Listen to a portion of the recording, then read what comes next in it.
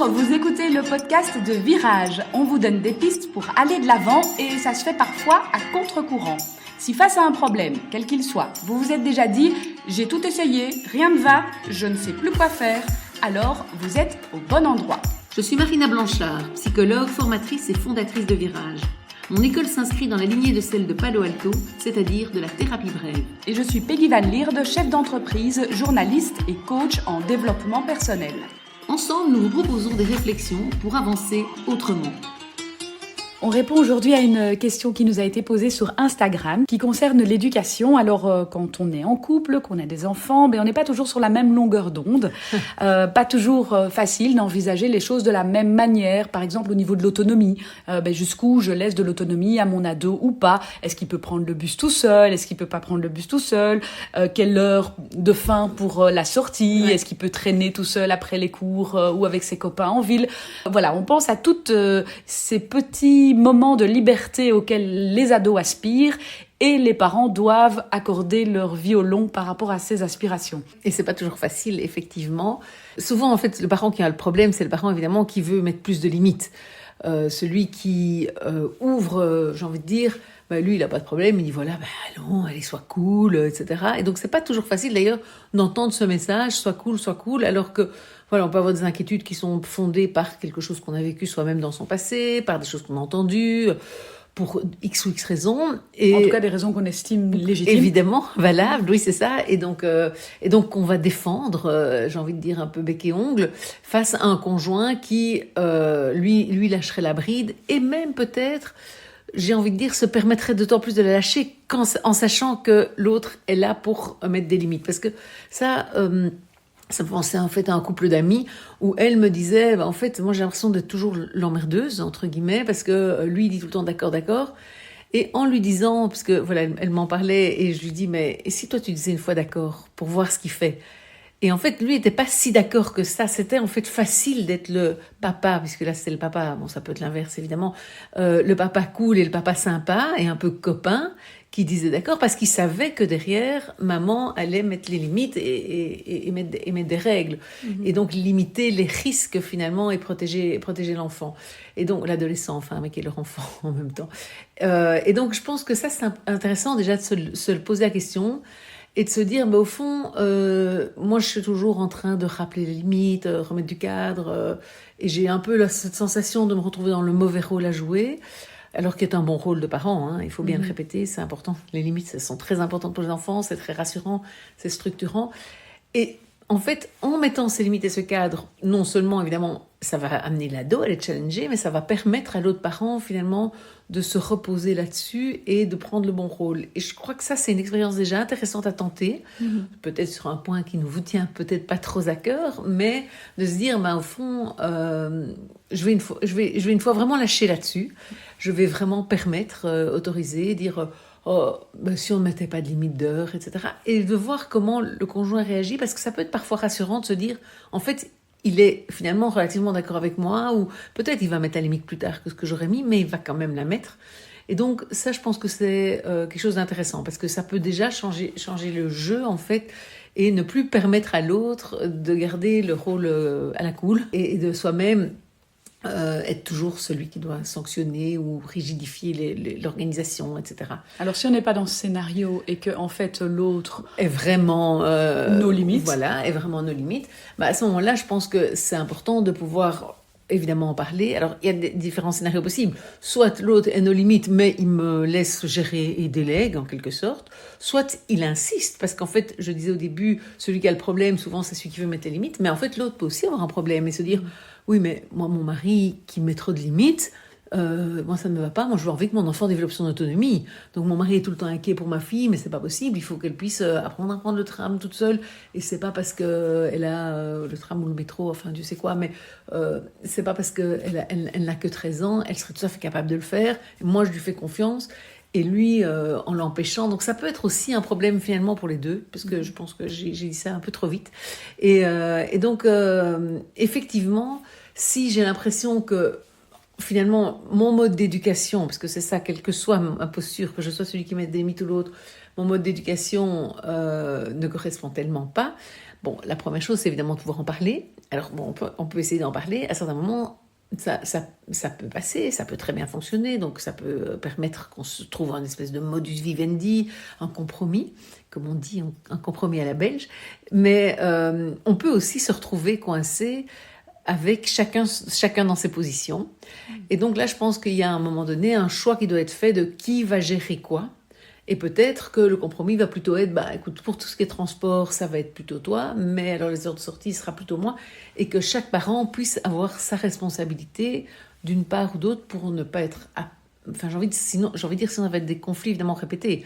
Parce que, voilà, un enfant, ça commence déjà... L'autonomie, elle commence déjà petit. Ici, on a parlé des ados, mais déjà à 9-10 ans, il y en a qui peuvent aller acheter le pain tout seul, il y en a d'autres qui ne peuvent pas aller. Il y a des parents qui ont plus peur, moins peur. Et donc, je pense que ça, c'est vraiment important, c'est de pouvoir trouver soit le compromis entre soi, soit si on n'arrive pas à le trouver, alors une organisation familiale qui permet à chacun d'avoir l'occasion de faire régner ses règles à lui.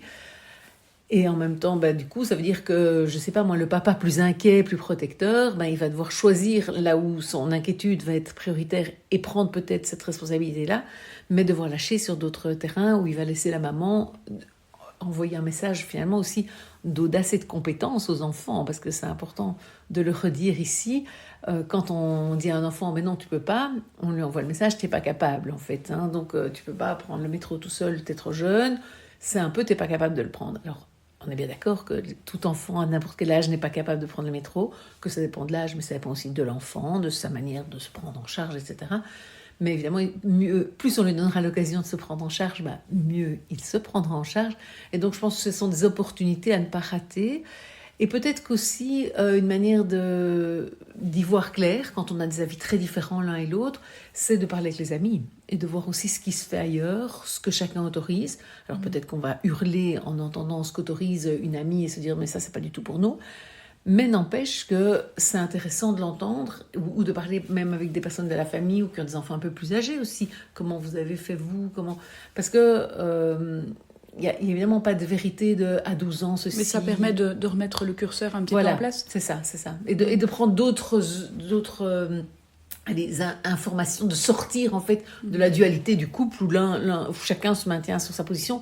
Deux positions qui probablement sont justifiées de par le passé, l'histoire de chacun, mais qui en même temps ne sont pas compatibles. Donc il faut sortir de l'impasse, j'ai envie de dire. Et donc c'est souvent en ouvrant le débat à l'extérieur qu'on va pouvoir sortir de l'impasse.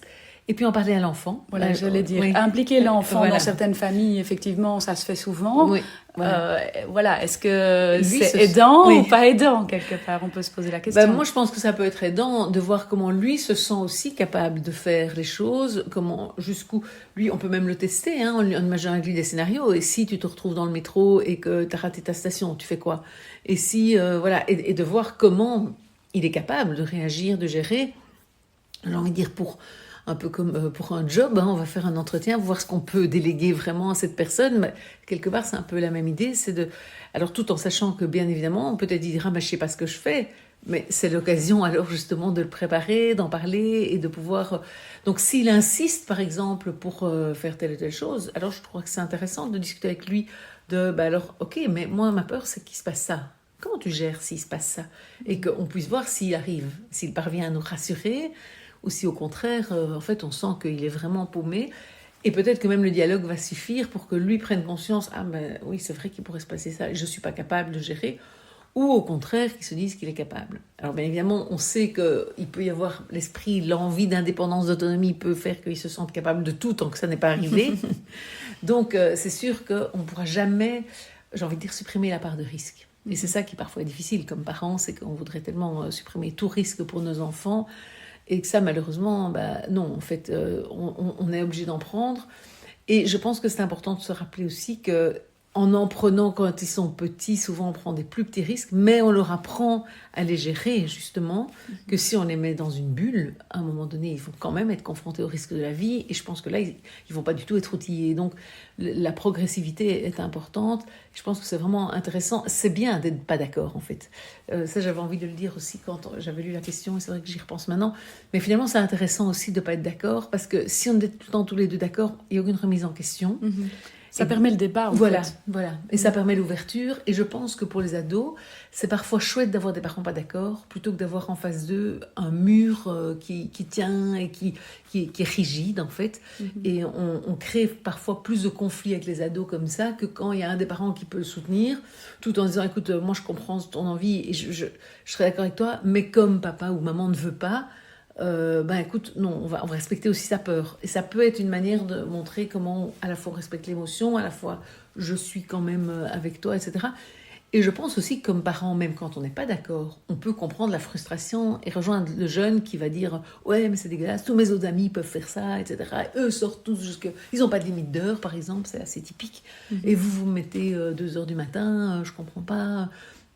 Dire, je comprends que tu ne comprennes pas, et je comprends que ça te mette hors de toi, et c'est vrai que c'est pas chouette, mais pour l'instant, voilà, nous c'est la limite qu'on met, et ça nous semble important de la mettre, mais voilà, et je comprends tout à fait que tu sois furieux contre nous. Et ça, de nouveau, on retrouve quelque chose dont j'ai déjà parlé plusieurs fois, mais c'est cette importance d'à la fois tenir la balise et en même temps rejoindre au niveau émotionnel pour pouvoir laisser le jeune exprimer la frustration, la colère, la déception, enfin voilà, qui évidemment suit la limite à sa liberté, quoi.